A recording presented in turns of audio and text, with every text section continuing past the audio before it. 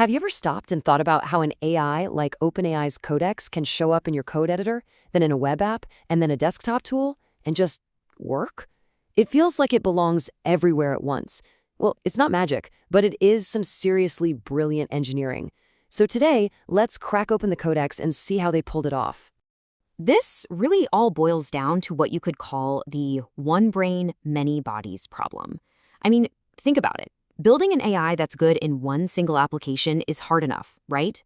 But building one that can be plugged into any application, that is a completely different ballgame. So how on earth did they solve a puzzle that complex? Well, for starters, Codex didn't just appear this way. It actually started out as this humble little terminal app. It was powerful for sure, but it was stuck in a box. But the vision was massive. One single AI agent to rule them all, working seamlessly inside every tool a developer could ever want. And the journey from that simple starting point to that grand vision, well, that's where the story gets really good.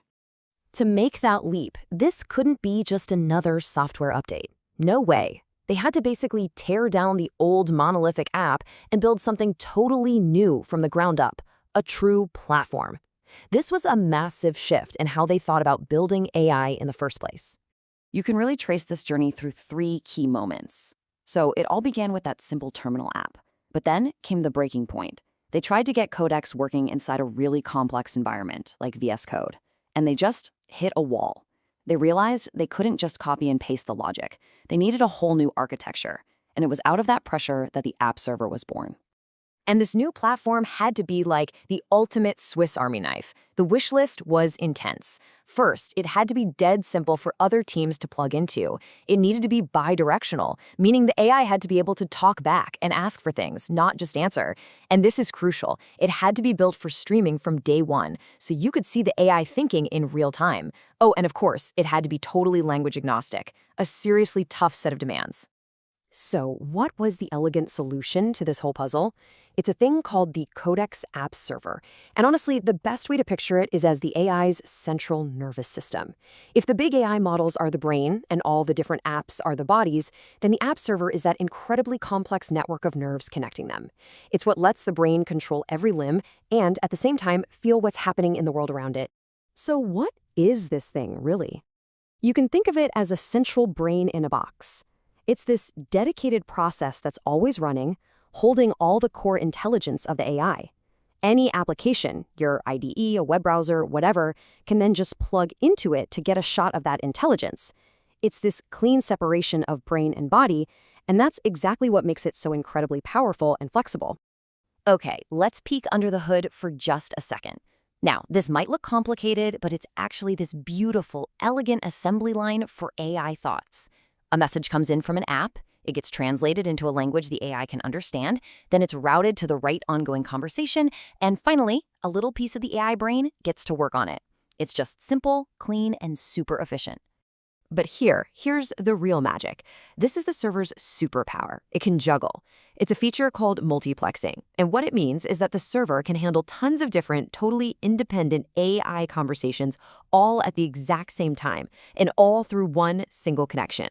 It's kind of like a chess grandmaster playing dozens of games at once without even breaking a sweat.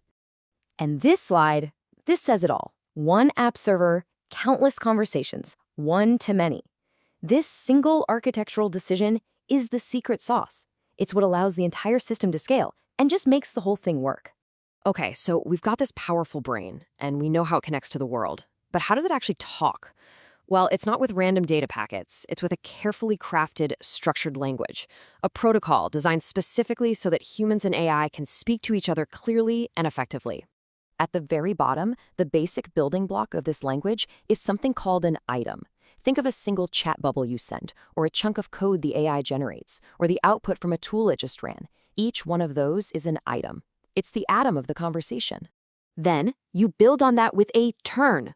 A turn is one complete back and forth. You ask a question, and the turn includes everything the AI does in response. All the little items like thinking, running a tool, and then finally giving you an answer. You ask, it answers. That whole exchange, that's one turn. And finally, sitting at the very top of it all, we have the thread. You can think of the thread as the conversation's soul. It's the entire chat history, the AI's long-term memory. You can save it, close the app, come back a week later, and pick up right where you left off. The thread is what gives the conversation persistence. So there you have it. It's like a 3-layer cake of conversation. At the top, you have the thread, which is made of turns. And those turns are made of individual items. It's this simple, elegant structure that brings order to the potential chaos of AI-human dialogue, which makes it predictable and stable for any app to use. But this whole story isn't just about code and servers. It's really a story about brilliant design. And in building this system, the OpenAI team uncovered some incredibly powerful lessons that apply to pretty much anyone building, well, anything. First lesson, and this is a big one. Your protocol is your platform. In other words, figure out the language of communication and get it right from the very beginning. Because trying to go back and fix it later is an absolute nightmare. It's like building an entire skyscraper and then realizing your foundation is unstable. Second principle, stream everything. An AI that generates its response word by word feels alive. It feels interactive. An AI that makes you wait for a loading spinner? Not so much. So they built for that real-time streaming from day one, instead of trying to bolt it on later, which, let's be honest, almost never works well. And now for my favorite part, this incredible, almost paradoxical twist. The AI started building itself. It turns out that other teams were actually using Codex to write the code they needed to connect their own apps to Codex. I mean, how wild is that?